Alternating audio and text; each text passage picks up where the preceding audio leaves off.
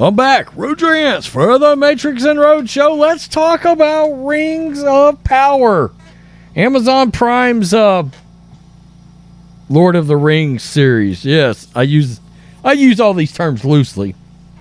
As we know, it was a woke dumpster fire in the first season and was universally panned. Let's put it that way. In fact, universally panned as in, let's just take a quick gander right here at Rings of Power, and it's 39% audience score. You see, when it comes to Rotten Tomatoes, the only thing I will look at is the audience score. I don't give a rat's F what the critic score is on anything, because I know there are agendas there.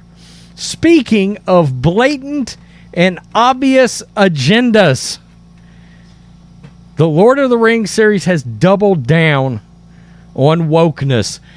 I mean, literally, if this was Die Hard, anybody remember Die Hard 2? Die Hard 2, Die Harder was the underneath tagline. Well, this is like woke harder. This is, we're doubling down on wokeness for our Lord of the Rings series. Kind of in the same vein as Lucasfilm, as we're going to prop up and raise up all female content creators and make all the heroes all female. We're heading down that road. We're heading down that road with Rings of Power. Amazon's woke Rings of Power series goes even woker by hiring an all-female directing team for Season 2. Lord help us all.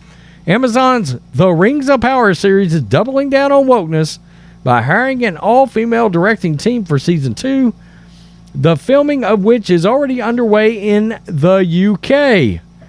Rings of Power's second season will be directed by Charlotte. I'm sure this is supposed to be like Braunstrom. To me it's Brandstrom, but I'm sure it's like Bromstrong, who is returning after helming 2 episodes in Season 1, as well as Sinai Hemry and Louise Hooper, who are new to the series, according to Deadline reports. No release date has been announced for the new season. And there's Charlotte right there. Welcome back in the official announcement on their series. And there's your second director right there. Yeah.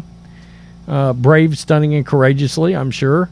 Amazon shelled out an estimated $1 billion for the new series in hopes of building a must-see blockbuster show on the order of HBO's Game of Thrones. But the series, which serves as a prequel of sorts to J.R.R. Tolkien's Lord of the Rings trilogy, has failed to make much of a cultural impact despite massive promotional pushes by Amazon.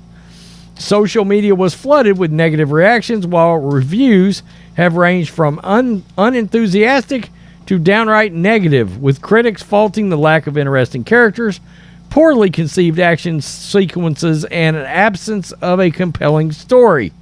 Now, we know that when these filmmakers and studios start leaving behind good stories for wokeness, that's when the wheels fall off. The show has also so far been ignored by the Hollywood awards machinery. Still, Amazon has promised us at least a total of 5 seasons.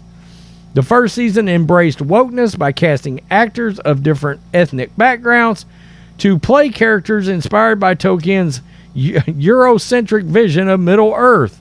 It also turned its main protagonist, the elf queen Galadriel, into a Mary Sue who is all virtue and no depth.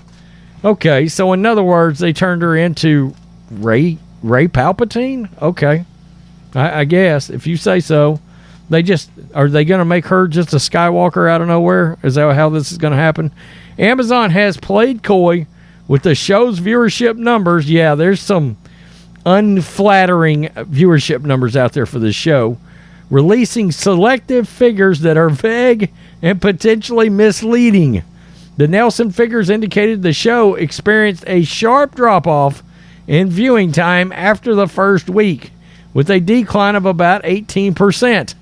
An ominous sign for a series just getting started. Yeah, it's a terrible sign for a series. Boy, we are just not getting very, getting very fan-friendly series out of these prize, these prize cultural phenomenon shows, right? Things related to Star Wars. Willow is a dumpster fire. This Rings of Power series, a dumpster fire. It's a nightmare. If you are a pop culture fan, if you are a Star Wars fan, if you are a Lord of the Rings fan, if you're a fan of, like we were talking about, Willow, if you're a fan of a lot of these MCU properties, if you're a true fan and you care about stories above wokeness, above virtue signaling, above identity politics, then you're in hell. We're in hell. Okay? As a Star Wars fan, I am in hell. I've been in hell now for about 7 or 8 years. I mean, it's just a nightmare. Now we've got them playing, donkeying around with Lord of the Rings. I know this has been a big deal across the community. And I saw this, I wanted to do a video on it because I was like, if it's not race swapping or some kind of craziness like LGBTQ, let's make 5 elves all gay, all running trains on each other, then, I mean, it just seems like, then let's do all female. Let's prop up the females, and let's give them no weaknesses. To hell with story, and all this comes back to story. It does. If there's not a good story, it's destined to crash and burn and end up with a 39% audience score. Plain and simple. Tell me what you think, Matrixx and Rhodes Show fans. Peace. I'm out. Till next time.